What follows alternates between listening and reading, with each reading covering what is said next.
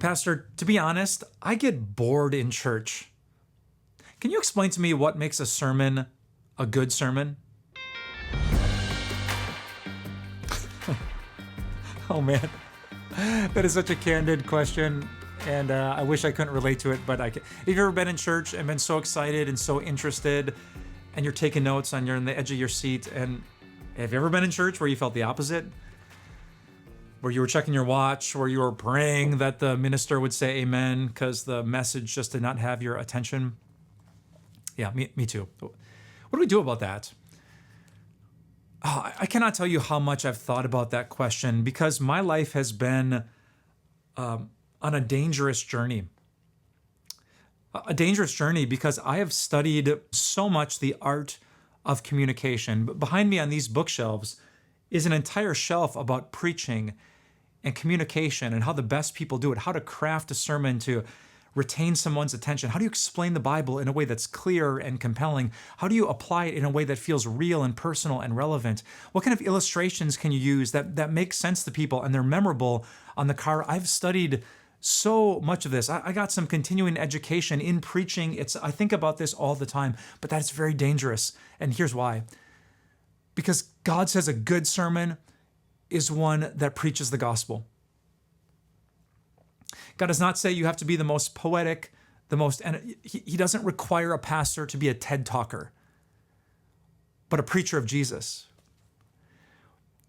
And it's so easy in our entertainment age when we can scroll and judge interesting, not interesting, entertaining, not. It's so easy to forget that God has just asked pastors to be faithful in sharing his word and preaching the gospel. Now, I hope and pray that every pastor that is in my shoes works their tail off to be interesting, to be faithful to the word, to make sure it's clear and logical, it's easy to understand.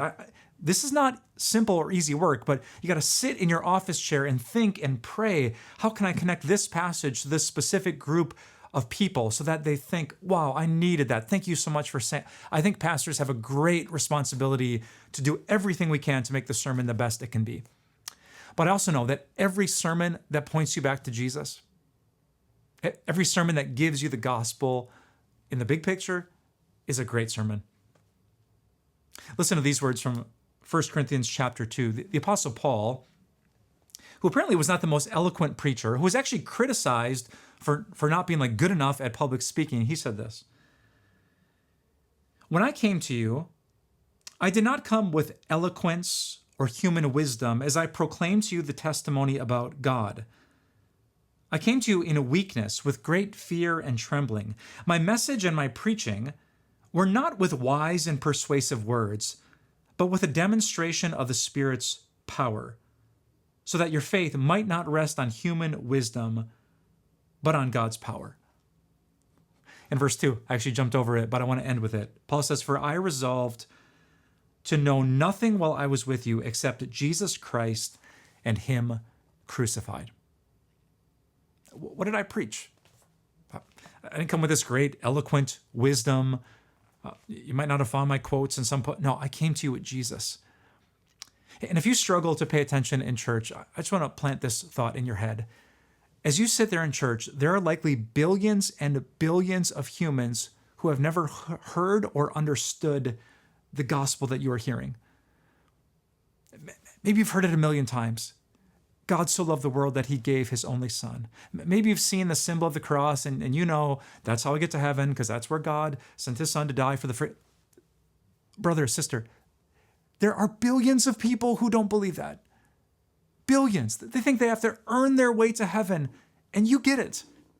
You have a pastor who might be monotone, he might be lame, he might not be as interesting as the guy that you can find on YouTube, but you have a pastor who's giving you Jesus. He is telling you the way to be saved. Be humbled by that. Be grateful for that. I hope he can improve his craft to keep your attention more often, but there are billions of people in that very moment who are not hearing what you are hearing. You're hearing about Jesus. You're hearing about grace. So be grateful for anyone who proclaims to you Jesus Christ, the one who is crucified. Jesus is what makes a sermon great. Hey, thanks for listening to Taboo Questions with me, Pastor Mike Novotny.